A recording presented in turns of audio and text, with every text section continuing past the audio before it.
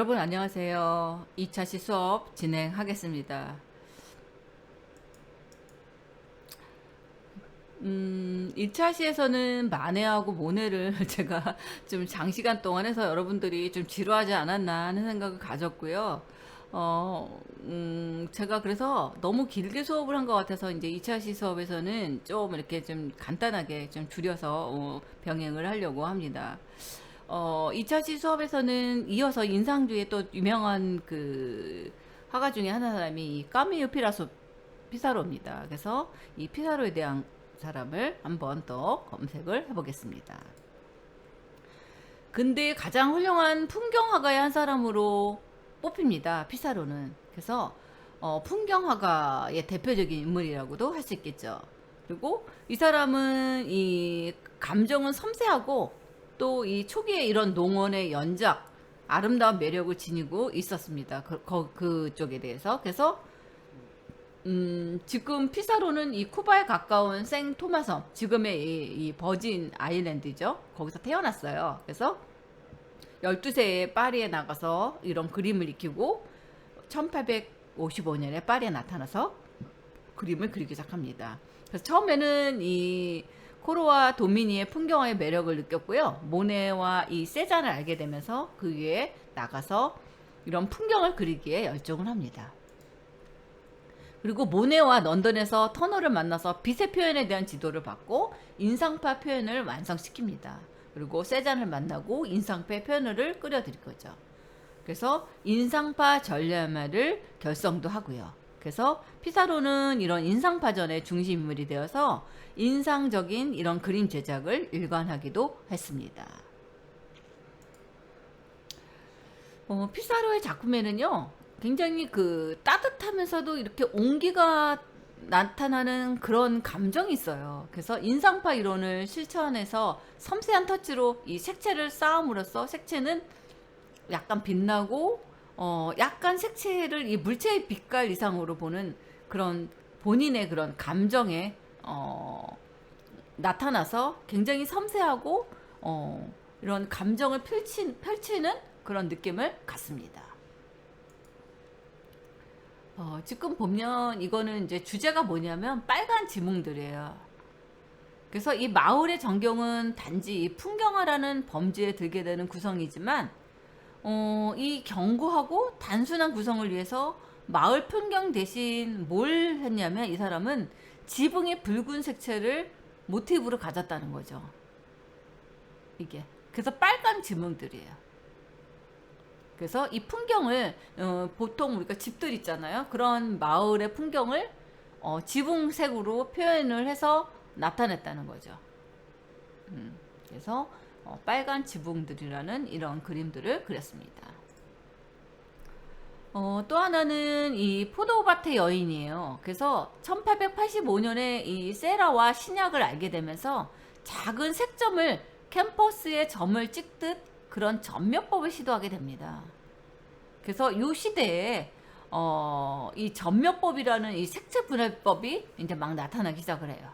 그래서 이는 팔레트에서 색을 섞는 대신에 캠퍼스에서 이 점들로 이용해서 우리가 마치 눈의 망막에서 색의 혼합을 강조하는 그런 것이에요. 예를 들자면 어떤 거냐면 우리가 보통은 녹색을 표현을 그러니까 초록, 연두색 같은 것들을 표현하려면 뭐하고 뭘 섞어요?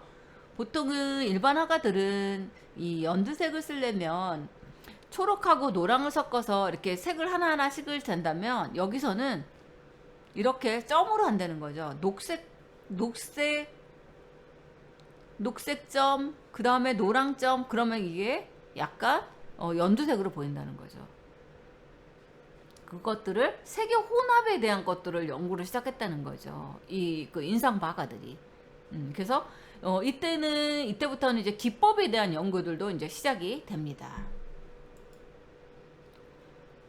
그래서 신인상주의 원리를 수용한 이후에 피사로 작품의 변화된 화풍을 보여주겠습니다. 그래서 이런 그 어떻게 보면 이 세계에서 나타나는 기법 중에 하나가 이게 이제 병치 혼합이라고 그래요. 이게 그래서 이런 이것들을 혼색에 대한 혼합에 대한 연구들을 갖기 시작을 했다는 거죠. 그래서 이 자연스럽고 묵직한 색감으로 서정적인 풍경화를 보여주었다는 거죠, 이게. 그리고 이 붓터치들이 어떻게 보면 더 생생하게 살아있는 이런 생동감 있는 화면을 나타내기도 했고요. 그래서 옛날에 나타났던 이런 화풍보다는 이런 그 기법을 가지고서 이런 그 혼합에 대한 연구들을 한 게 이 인상주의 때부터 시작이 됐다고 볼 수 있습니다. 이거는 피사로가 사롱에 출품하였던 작품이라고 합니다. 다소 어둡지만 힘있는 터치가 가득 찬 이 작품은 이후 피사로에 대한 연구에 빠지지 않고 인용되는 이런 오르세 미술관의 주요 컬렉션 중에 한 점으로 나타난다고 합니다.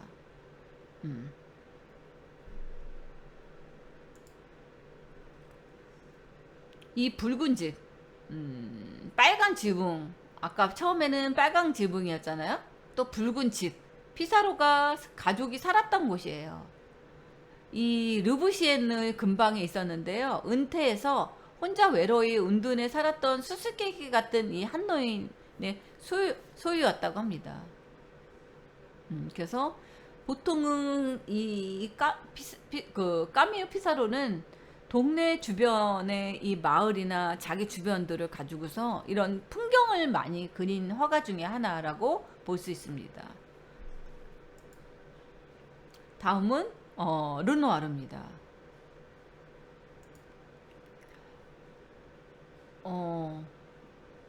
죄송합니다. 오타가 생겼습니다. 인상주의 작품이 굉장히 성공을 거두게 되었고 르누아르는 그 화풍에 만족하지 않고요. 고전적인 이 포주의 루두아를 그리기 시작합니다. 그래서 이 루두아를 그리기 시작하는데요. 르누아르는 보통 색조가 붉은색, 건강한 살결의 색 이런 것들을 많이 그립니다. 그래서 1876년에 이 그려진 몰랭드라 갈레트의 춤은 굉장히 유명한 작품 중에 하나예요. 화사하고 흥성한 이런 정서, 그리고 샹들리에 불빛이 흔들리는 화려한 무도장치, 파리 시민들의 즐겁게 춤을 추는 이야기들, 뭐 이런 것들을 많이 그리기 시작을 했고요. 또 프랑스의 대표적인 인상주의 화가로서 여성의 육체를 묘사하는데 아주 특수한 표현을 한 풍경화에도 뛰어났습니다. 그리고 인상파 중에서 세잔의 엄격에 대해서 가장 아름답고 뛰어나게 화려한 멋을 보인 것이 이 르누아르입니다. 세잔이 풍경 속의 자연의 정신을 품듯이 르누아르는 여인을 그려서 미의 도취를 자아내려고 했던 사람 중에 하나입니다.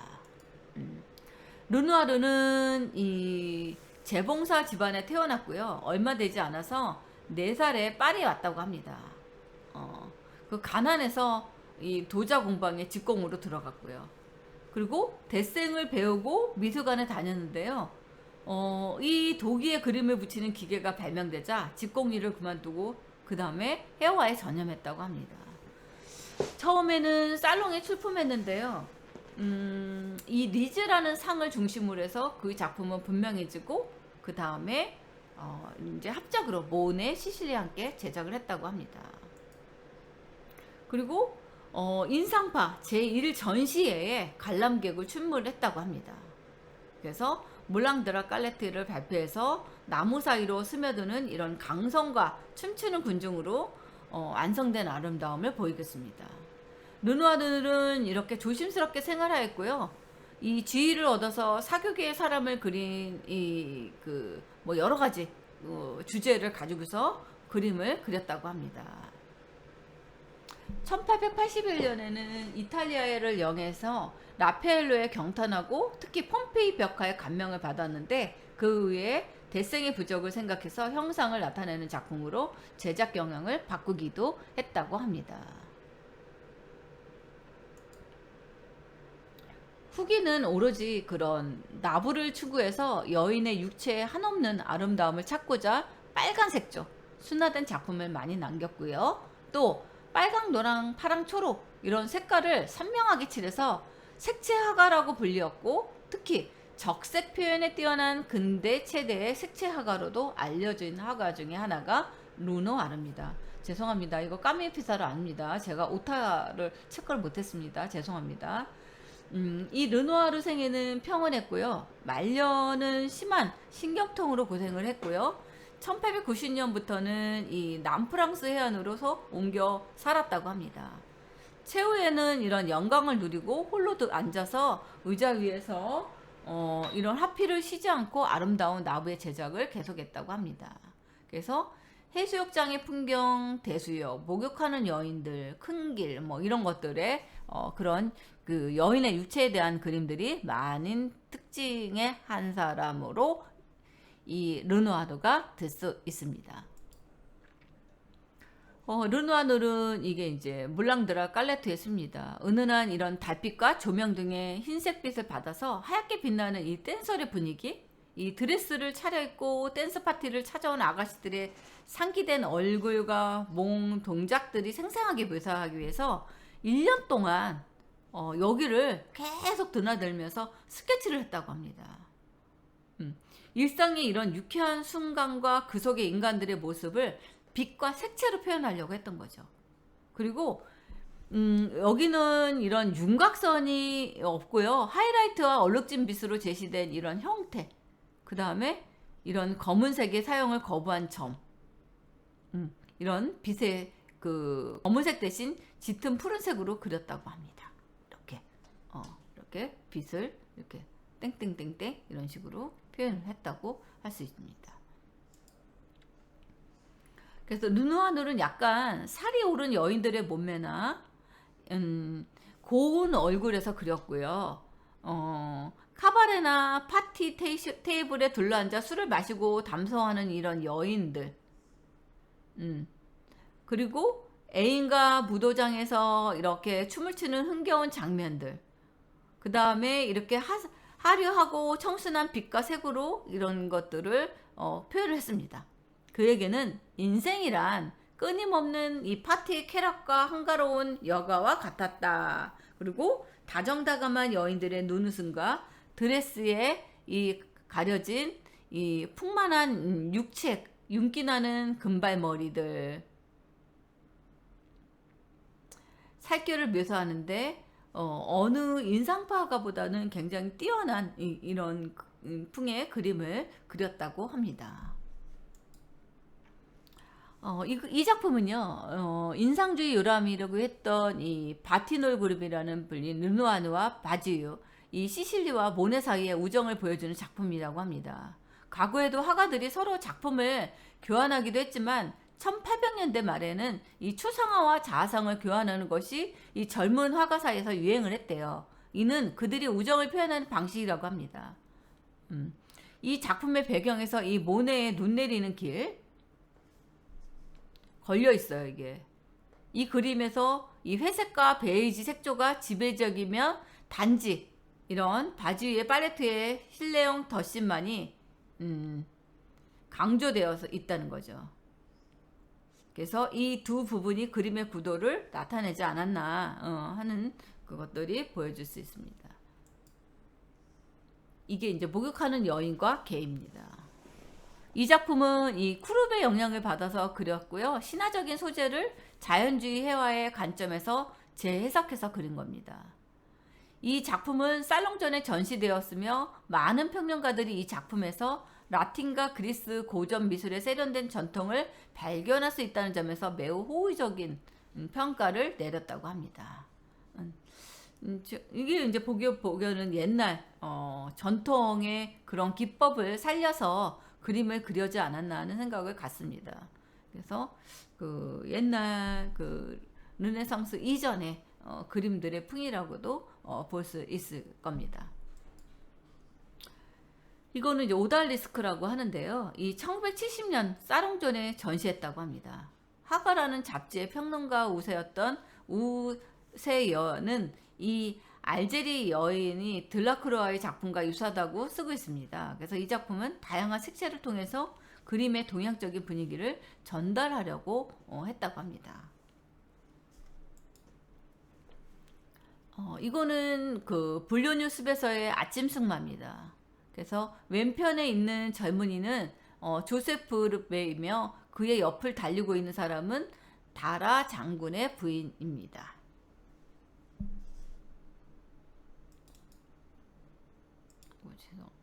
죄송합니다. 이거는 이 몽마르트에 있는 하렘의 내부입니다.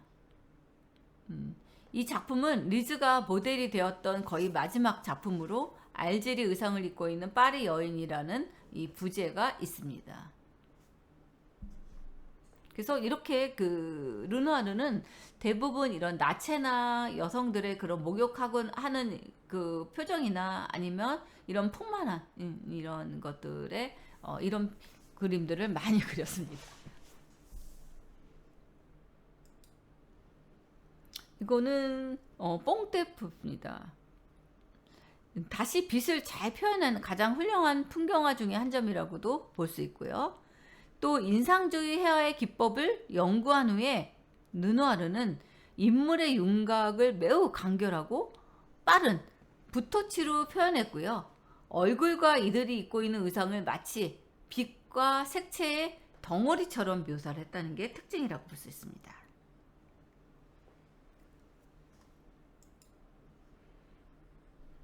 이거는 사르방띠의 부인과 그 아이들의 초상입니다. 이것도 살롱존에 전시했던 작품이고요. 이거는 평단과 관객은 화가의 기법을 보고 경탄했으며 생동감과 따뜻한 색조, 어머니가 아이들에게 주는 내리 사랑을 감각적으로 잘 표현했다고 평가하고 있습니다. 그림에 있는 정물화는 스케치보다 생동감이 있고요. 감각적인 육체의 색채 우위를 드러내준다고 할 수 있습니다. 아주 평범한 일상거리를 이렇게 표현을 한 것 같습니다. 이거는 보트 경주자들의 전시입니다. 이 탁월한 그림은요, 파리 근교의 한 작은 마을에서 여름날의 편안하고 즐거운 분위기를 포착해서 표현해내고 있습니다.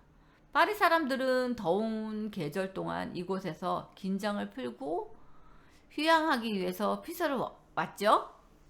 르누아르는 각 인물 하나하나마다 대단한 공감을 가지고 그려내고 있다는 거죠.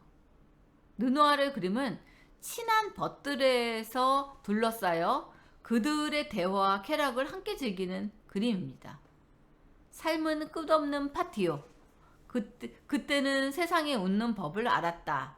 르누아르는 해고하고 있습니다. 그래서 마치 이 그림들이 실제 상황이 일어나는 그 상황을 너무나 리얼리티하게 그림을 그렸다는 거죠. 어떻게 이렇게 이 분위기를 잘 포착해서 표현을 했는지 정말 신기할 정도로 지금 이런 표현들을 했습니다. 가벼운 붓터치와 서로 구별되는 색채로 르누아르는 센 강병의 정원이 딸린 음식점에서의 여름날 풍경을 묘사해내고 있습니다. 특별한 애착을 가지고 있는 장차 아내가 될 아리느 샤리고를 표현했다는 거죠. 둥글 얼굴을 섬세하게 그렸고 삐죽 나온 입술을 교태 어린 표정으로 띄고 있다는 거죠. 또 이 르누아르는 마치 도자기에 그리는 것 같은 섬세한 색조로 젊은 여인의 사랑스러움을 표현했습니다. 그의 전형적인 펼치는 무엇보다도 배경에 보이는 숲속에 있다는 거 알 수 있죠. 젊은 여인이 쓴 밀짚 모자의 푸른 리본은 그 뒤에 있는 물과 색상차 잘 연결하고 있고요. 푸른색과 노란색의 대조가 지배적이라는 것을 알 수 있습니다.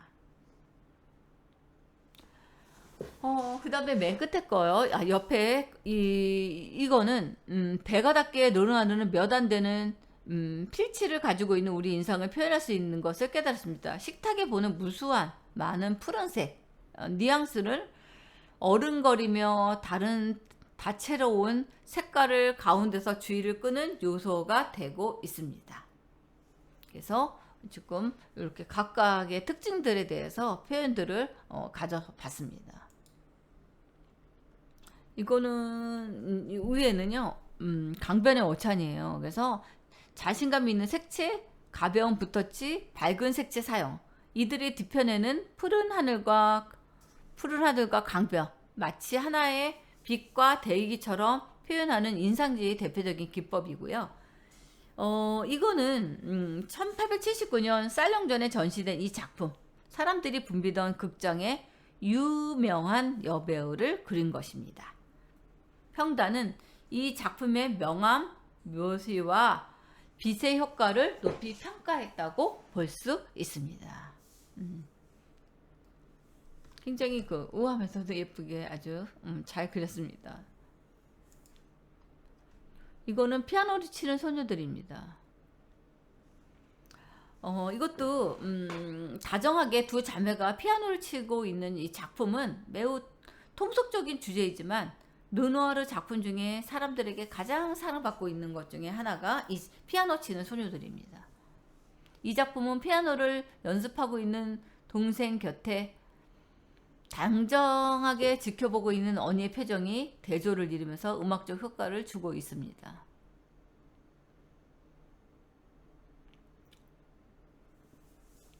또 르누아르는 특유의 부드러운 색채를 두 소녀의 옷차림, 피아노 위에 놓인 꽃병, 악보대 옆에 붙어있는 촛대, 파리 상류층 사람들의 취향을 표현하고 있습니다.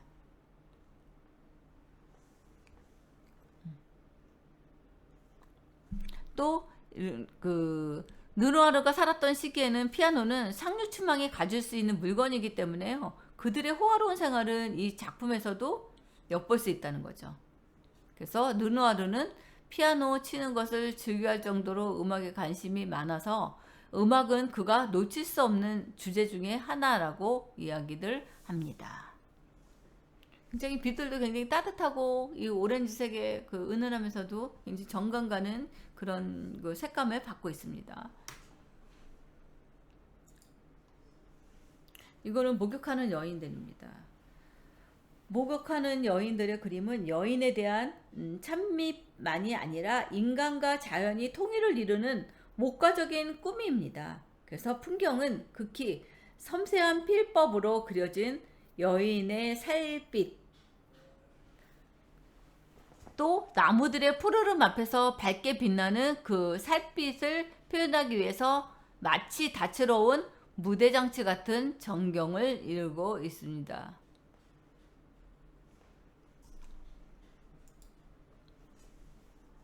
이거는 목욕하는 여인인데요. 소녀의 자연스러운 이런 몸짓과 겹쳐진 무릎, 이 그림의 고요함과 평온한 느낌을 부여합니다. 이 작품에서 화가는 점차 인상주의의 회화 작품을 벗어나 지중해 풍의 고전주의라고 정의되는 새로운 작품 세계를 보여줍니다. 그의 붓덕지는 매우 부드럽고 매끄러우며 색상은 넓고 펼쳐져서 파스텔이나 이 수채화 같은 느낌을 주는 것이 특징이라고 볼 수 있습니다.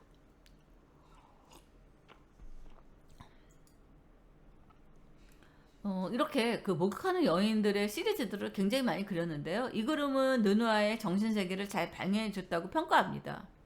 왜냐하면 르누아르의 자녀들은 1923년에 국가에 이 작품을 기증하기로 했기 때문입니다. 이 르누아르 증언에 따르면 그의 아버지는 이 작품을 마치 인생의 종합판이자 이후의 삶을 위한 좋은 도약대로서 그렸다고 했다고 합니다.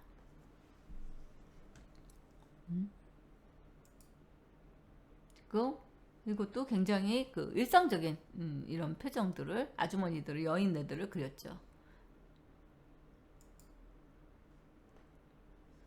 모성입니다. 르누아르의 발전하는 이 작품 세계의 변화하는 길을 알려주는 중요한 예가 됩니다. 그래서 선과 빛의 처리를 관찰할 때 이 작품은 다른 인상주의 회화하고 매우 다르다는 것을 알 수 있습니다.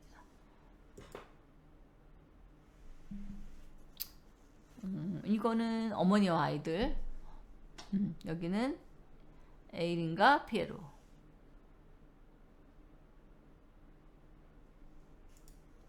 이거는 집시 소녀입니다. 이거는 양치기입니다. 이거는 세탁하는 여인입니다. 이거는 신문을 보고 있는 모네를 그렸습니다. 그래서 이렇게 일상적인 이런 일상적인 것들을 주제를 많이 사용을 했다는 거죠. 이거는 시골에서의 춤입니다. 이거는 강아지의 머리입니다. 다음은 드가입니다. 드가는 최초로 파스텔라를 완성작으로 전시했고요. 수많은 작품을 제작한 유일한 화가입니다. 파리에서 태어나고 그는 발레 무용수와 경주마를 작품 소재로 삼아서 그렸습니다. 주로 인상주의로 분류되긴 하지만 작품 중에서 고전주의와 사실주의 색채를 띠고 낭만주의 영향을 받은 것들도 있습니다. 프랑스의 유명한 화가이자 조각자입니다. 드가는 인상주의 창시자 중 한 사람으로 평가받고 있지만 그는 사실주의라고 불리기를 선호했으며 많은 인상주의 화가들이 그랬던 것처럼 야외에서 그림을 그리지 않았습니다. 드가는 뛰어난 데생 화가였으며 특히 무용사들의 무대나 목욕하는 여성 누드화에서 볼 수 있듯이 움직임을 묘사하는 데 능숙했습니다. 드가는 발레 무용사들을 목욕하는 여성들 외에도 경주마와 기주마들, 초성화도 그렸습니다. 초성화는 인간의 복잡한 이런 심리와 외로움을 묘사한 것으로 유명합니다. 활동 초기에 드가는 역사화가가 되기를 원했고요. 미술학교에서의 엄격한 훈련과 면밀한 연구를 통해서 그를 위한 준비가 잘 되어 있었습니다. 30대 초반에 진로를 바꿔서 역사화가의 전통적인 기법을 당대의 주제어로 적용시키면서 근대시설의 본전적인 화가가 되었다고 볼 수 있습니다. 아까도 얘기한 것처럼 이 파스텔라를 완성시킨 작품의 유일한 화가고요. 이 사람은 이렇게 그 발레 무용수와 경주마를 작품을 소재로 굉장히 많이 그렸습니다. 거의 장립이 된 말년에는 드가는 자신의 촉각에 의지해서 무용수나 밀랍 모형을 많이 만들었다고 합니다. 그리고 발레 그림은 한순간에 펼쳐진 인물들을 묘사한 것이 특징이며 인물군을 중심으로 해서 벗어나서 유치하거나 아니면 그림틀 바깥으로 잘려나간 것처럼 묘사하는 구성법이 대담했습니다. 그래서 파스텔이나 유화물감을 이용해서 사용한 것 중에 하나라고 볼 수 있겠습니다. 또 엄격하기로 유명했던 교사 빼오를 중심으로 그려졌는데요. 그림에서 크고 부드러운 느낌 막대기를 몸에 의지한 것처럼 보이게 하는 이렇게 몸을 의지하겠죠. 카리스마가 넘치는 자세 역시 또한 보이면서 발레리나를 휘잡고 있습니다. 마치 고전주의 회화를 보는 듯이 색조는 절제되어 있는데 그런 안정감 있는 색상과 구도로 인하여 적지 않은 수의 무용사들을 혼란스러울 정도로 장면에 어떤 질서를 부여하고 있었다는 것을 알 수 있습니다. 드가는 이 모네만의 르누아르와 어울렸고요. 주요 관심사는 순간에 포착된 무계획적이고 순간적인 광경을 묘사하는 것입니다. 경마장, 서커스, 오페라, 카페 풍경, 여인의 일하는 모습, 목욕하는 여인의 누드, 발레리나를 주로 그렸으며 3차원적인 깊이와 견고한 윤곽선을 강조하고 구성의 사상법을 중시하였습니다. 잠깐만요. 물 한 잔 한 모금. 네. 인상주의를 보다 과학적이고 체계적인 방법으로 풀어나간 화가들이 등장하고요. 신인상주의로 구분되는 이 세라, 볼시냐, 그 다음에 세라 신약은 이 모네 등의 초기 인상주의 작가들을 활용했던 이런 색채 분할법, 좀 더 분석적으로 접근했습니다. 그래서 전멸법이라는 것들이 이 세라나 시냐크의 대표적으로도 볼 수 있습니다. 그래서 신인상주의는 19세기 말 색을 무수한 색점으로 이용해서 분할하는 기법으로 인상주의에서 과학성을 부여한 전멸법, 분할파 이런 것들이 바뀐다는 거죠. 그래서 신인상주의자들은 중가색을 자아내는 색들의 겹침을 완전히 피하고자 했고요. 그러한 안정감 있는 색채 배열을 위해서 전멸법을 고안해냅니다. 이는 캠퍼스 자체를 과학적으로 분할할 만큼 그 공간을 정돈된 색점으로 찾아내는 점 방식으로 했다는 게 특징이라고 볼 수 있습니다. 인상주의가들은 이런 빠른 붓터치로 혼란스레 색점들을 찍어냈다면 신인상주의들은 색점 하나의 논리적인 의미를 부여해서 작품 한 점을 완성하는 데만 몇 년씩 걸렸습니다. 또 인상주의가들은 초기 인상주의 특유의 무질서한 그런 구도를 정비하고요. 세라의 경우에는 안정된 수직선, 수평선을 기준해서 화면을 구성했습니다. 그래서 지금 이 신인상주의에서는 이 세라, 시냐크 이런 점몇법 점으로 땡땡땡땡해서 이런 병시혼합을 나타내는 이것들의 대표적인 화가라고도 볼 수 있습니다. 그래서 근대 프랑스의 해가 인상주의를 과학적인 방법으로 추진한 운동이고요. 신인상주의는 이런 세라, 시나크 이런 점묘주의 이런 것들이 대부분이었고, 세라가 죽은 뒤에는 이 시라크가 그 대변을 했습니다. 그래서 빛의 분석은 인상주의 수법을 계승하면서 인상파의 본능적, 직감적인 이런 제작 태도, 빛에만 얼매게 하지 않고 나머지 형태를 확산시킨다는 점에 불만을 느끼고 여기에 엄밀한 이론과 과학성을 부여하고자 했습니다. 이를 위해서 색채를 원색으로 환원시켜 수많은 점으로 화면을 구성함으로써 통일감을 유지했습니다. 그림물감을 팔레트나 캔버스에 혼합하지 않고 망막에 하기 때문에 점점점점 한 겁니다. 이게 아까 제가 얘기한 것처럼 청색과 황색 작은 점들이 수없이 배열하면 녹색으로 보인다는 거죠. 그래서 그렇게 식으로 작업들을 한 것을 알 수 있습니다. 이게 이제 이런 점묘법을 이용해서 나온 겁니다. 세라는 색채의 과학적인 작용이 어느 자연 법칙과 비슷하다는 이론을 세웠고요. 이것을 증명하는 데 노력을 했습니다. 그리고 세라는 자기 고유의 발견적 방법들을 기초로 해서 지각경성, 지각 대상에 대한 인식, 광합 법칙, 새로운 미술 언어를 만들었다고 할 수 있습니다. 그리고 모리스 보르조는 이 세라가 감성과 조화에 대한 과학적인 접근을 어떻게 했는지 엿볼 수 있습니다. 세라는 미술은 조화이다. 조화는 톤이 비슷해지거나 요소들, 그리고 색채와 선에서 유추한다. 이 명랑함과 고요함, 슬픔의 혼합에서 이러한 빛의 영광의 지배 아래임을 생각하는 말이 될 수 있습니다. 세라 이론은 다음과 같이 요약됩니다. 즐거운 정서는 선을 위해 향하고 따뜻한 색상을 주로 사용해서 밝은 색조를 지배적으로 만들어낼 수 있다는 거죠. 고요함은 따뜻한 색과 차가운 색을 사용해서 밝음과 어둠을 균형 있게 하고 선을 수평선으로 내면 됩니다. 슬픔은 어둡고 차가운 색상을 사용하고 아래를 향하는 선을 쓰면 된다는 이야기들도 있습니다.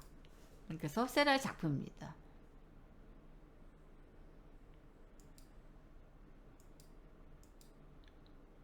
이건 시냐크의 작품입니다. 어떻게 보면 이 세라와 시냐크의 작품들이 조금 비슷한다는 것을 알 수 있습니다. 이거는 시냐크의 서커스인데요.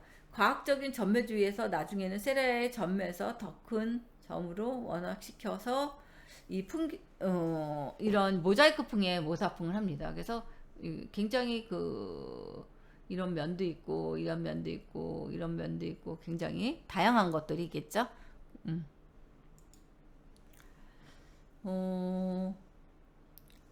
앙대팡당 전에 창실자의 한 사람이며 1908년 회장을 지내면서 청년화가들을 격려했고 신인상주의의 바이블이라고 일컬어지는 들라크루아부터 신인상주의까지 저서를 남기는 등 생애를 신인상파 지도자들에게 정립적으로 허락했습니다.